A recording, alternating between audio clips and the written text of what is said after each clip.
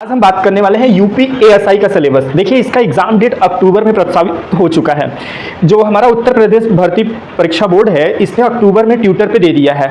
मतलब आपका exam sure and certain है कि हमारा एग्जाम कब होने वाला है, तो अक्टूबर मंथ में होने वाला है, अक्टूबर 2025।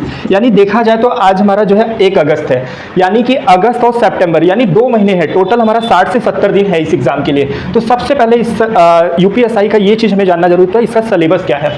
तो सिलेबस में देखिए, यूपीएसआई में सिलेबस में क्या है, कितने क्वेश्चन है, वो चीज़ें बहुत महत्वपूर्ण है। तो हमारे यूपी एएसआई का सिलेबस है जो है, इसमें 4 सब्जेक्ट दिए हैं और कितने प्रश्न आएंगे, तो टोटल हमारे 200 अंक आएंगे, 200 प्रश्न आएंगे, 200 प्रश्न रहेंगे और जिसमें हमारा 400 अंक रहेगा।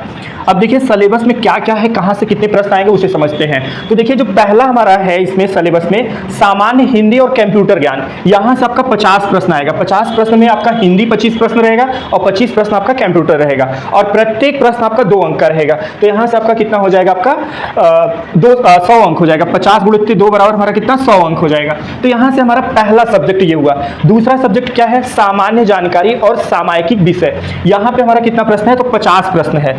इसमें देखिए 50, ये जो हमारा सामान्य जानकारी यानी कि जीएस की जो बातें होंगी वो 25 प्रश्न रहेगा और जो है सामायिक विषय, सामायिक विषय में करंट अफेयर हो गया, देश दुनिया हो गया, तो वहाँ से 25 प्रश्न रहेगा, यानी कि 25 यानी कि 50 प्रश्न हमारा दूसरा सब्जेक्ट है।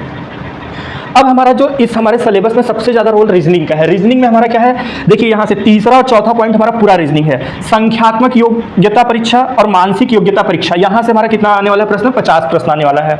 ये भी बहुत ही ईजी होता है, इसमें थोड़ा तार्किक रूप से क्वेश्चन होते हैं। इसमें तो सांख्यिकी में तो पूरा न्यूमेरिक रहता है, जिस तरीके से मैथ होता है, मैथ का छोटा मोटा कैलकुलेशन होता है, अल्फाबेट होता है, ये कैलेंडर होता है, ये सब होता है। लेकिन मानसिक में थोड़ा तार्किक रहता है, वो आप अपने सूझबूझ से आप दे सकते हैं। तो यहाँ भी 25 क्वेश्चन, यहाँ 25 यहाँ, यानी दोनों का मिला के हमारा 50 क्वेश्चन। ये रहा हमारा तीसरा टॉपिक, यानी 50 प्रश्न, यानी 50 गुणित 2, यहाँ भी 100 अंक आ गया।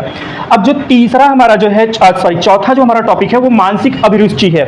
यहाँ भी रीजनिंग का ये पार्ट है। बुद्धि लब्धि परीक्षा, ये भी हमारा रीजनिंग का पार्ट है और तार्किक परीक्षा, ये भी हमारा तार्किक परीक्षा भी हमारा रीजनिंग का पार्ट है। तो इस तरीके से यहाँ टोटल ये तीनों मिला के भी हमारा 50 प्रश्न आएगा। तो 50 50 50 50 यानी 200 प्रश्न और सभी के 100 अंक यानी 400 अंक। तो यहाँ से हमारा जो ये तीसरा और चौथा पॉइंट है, ये टोटल हमारा कह सकते हैं कि ये रीजनिंग का पार्ट है।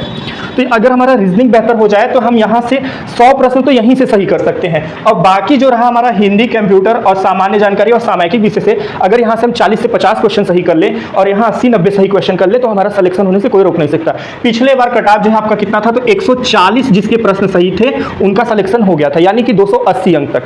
तो आप भी अगर इस सिलेबस को जान चुके हैं, अच्छे से मेहनत करके 2 महीने मेहनत करके आप यूपीएसआई का जॉब पा सकते हैं। और यूपीएसआई का जॉब बहुत ही बेहतरीन जॉब होता है, ऑफिशियल ड्यूटी होती है, इसमें 6 से 8 घंटे ड्यूटी होती है और आपको एक सिंगल स्टार भी मिलता है और बेहतरीन सा दरोगा वाला कैप भी मिलता है।